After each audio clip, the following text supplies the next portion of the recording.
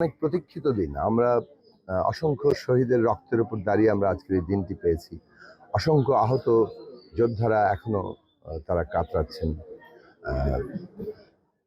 আজকে এই দিনে আমাদের গণতান্ত্রিক যে যাত্রা সেটা এক ধাপ এগিয়ে যাবে এবং সে কারণেই আমরা সকল শহীদের উদ্দেশ্যে, বিশেষভাবে এই ফ্যাসিবাদ বিরোধী লড়াইয়ে সকল শহীদের প্রতি, মুক্তিযুদ্ধের সংগ্রাম থেকে শুরু করে এ পর্যন্ত গণতান্ত্রিক সংগ্রামে যারা নিজেদের জীবন উৎসর্গ করেছেন, প্রত্যেকের প্রতি আমরা আমাদের গভীর শ্রদ্ধা জানাই।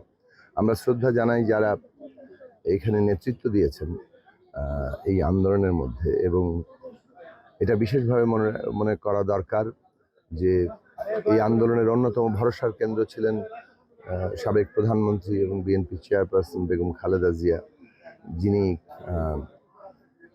এই আজকের দিনটি দেখে যেতে পারেননি। সেটা তারপরও বাংলাদেশ এগিয়ে যাচ্ছে। আমরা স্মরণ করি ইভেন এই বাঞ্ছারামপুরেরও যারা শাহাদাত বরণ করেছেন প্রত্যেকেই।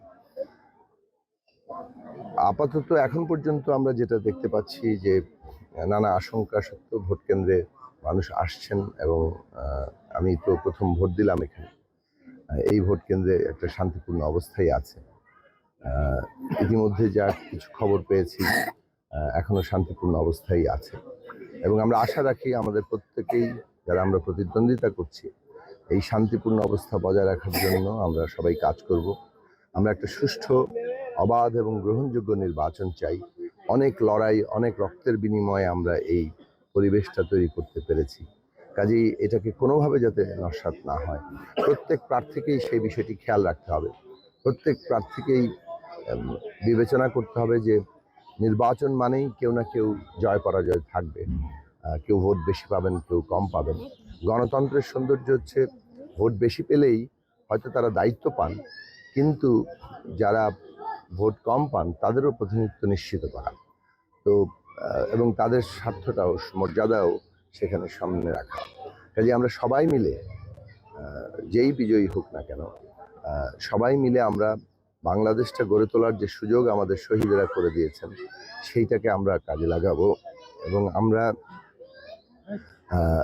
বাংলাদেশে যে একটা রাষ্ট্র ব্যবস্থার গণতান্ত্রিক রূপান্তর, সংস্কার, মেরামতের মধ্য দিয়ে একটা নতুন রাজনৈতিক বন্দোবস্ত আমরা প্রতিষ্ঠা করতে চাইছি, সেটা আমরা সফল হব। এই সাফল্যের উপরই নির্ভর করছে আমরা শহীদের রক্তের প্রতি আমাদের যে অঙ্গীকার সেটা কতটা আমরা রক্ষা করছি।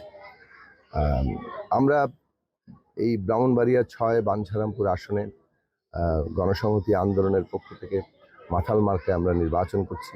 বাংলাদেশ জাতীয়তাবাদী দল বিএনপি সহ যুগপৎ আন্দোলনের যে দলগুলো তারা আমাদের সমর্থন জানিয়েছেন, সেই দিক থেকে এটা আমরা আন্দোলনের প্রার্থী হিসেবে এখানে আছি, এবং বিএনপি গণসংহতি আন্দোলন সহ যুগপৎ প্রার্থীরা আমরা আশা করি সারা দেশেই তারা সাফল্য লাভ করবেন।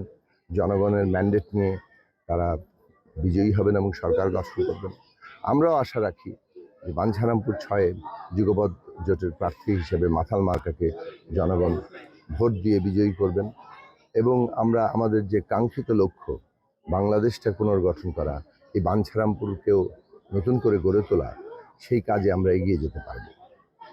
ধন্যবাদ ভাই। আপনি নিজ কোনো প্রশ্ন?